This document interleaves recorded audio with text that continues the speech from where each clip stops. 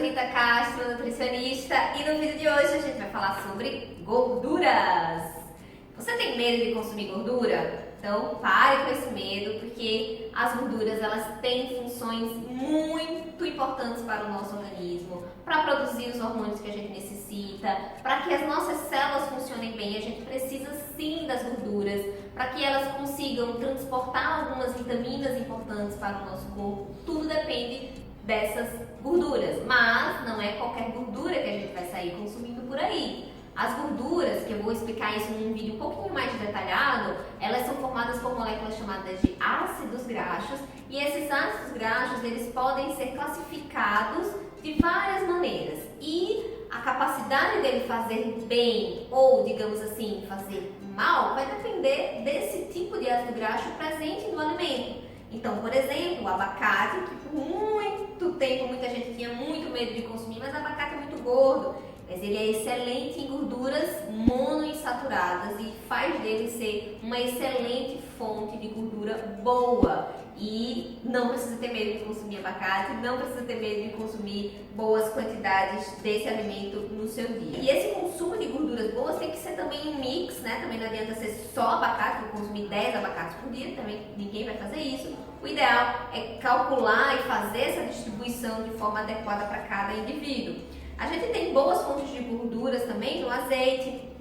O azeite também tem as gorduras monoinsaturadas. A gente tem nas oleaginosas, né, que são as amêndoas, castanha do Pará, castanha de caju. Então todas essas são excelentes fontes de gorduras mono e poliinsaturadas, que aí são outros tipos de gordura que também fazem muito bem para o coração. E temos também as gorduras saturadas. Essas saturadas elas podem ser divididas em as saturadas de origem animal com as saturadas de origem vegetal.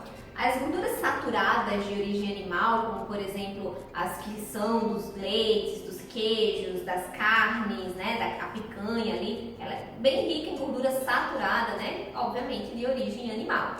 Essa gordura, quando sim ingerida em excesso, por ela ter uma molécula um pouco maior, o nosso organismo talvez ele não consiga reagir muito bem a ela. Então essa a gente tem que ter um pouco mais de cuidado, mas não significa que dentro de uma boa distribuição da nossa alimentação, ela não possa estar. Nunca mais vou chegar perto de uma gordura animal. As gorduras saturadas de origem vegetal está presente principalmente no óleo de coco. A gente tem lá gorduras saturadas sim, e são gorduras saturadas de origem vegetal, mas elas são de moléculas um pouco menores e elas não fazem tantos efeitos metabólicos ruins por causa do tamanho dessa molécula.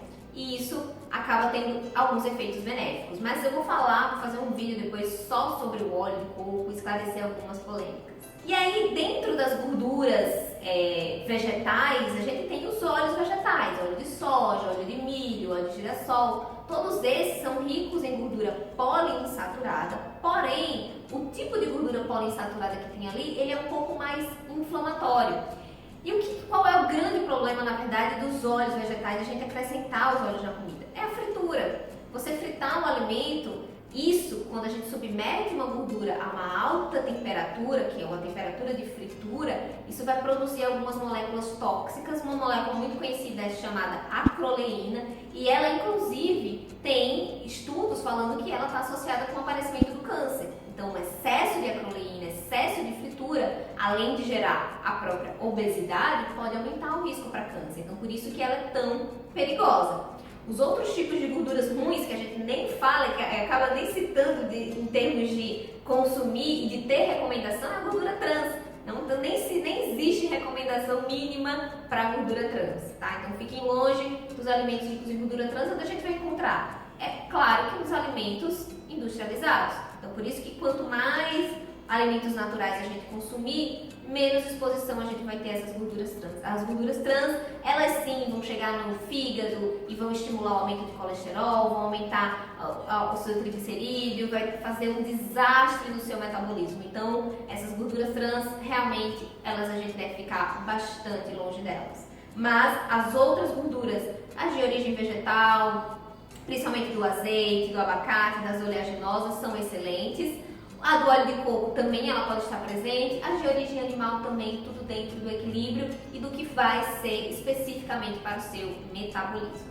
tá bom? Então eu vou fazer depois um vídeo um pouco maior, porque pode parecer um pouco confuso isso dos ácidos graxos saturados, poliinsaturados, para explicar isso um pouco melhor e vocês entenderem e conseguirem acompanhar a evolução, né? Gordura pode, gordura não pode. Na verdade, depende do seu metabolismo, depende da quantidade que você vai comer de determinados alimentos, tá bom? Então, curtam esse vídeo, compartilhem com seus amigos e até a próxima. Tchau, tchau!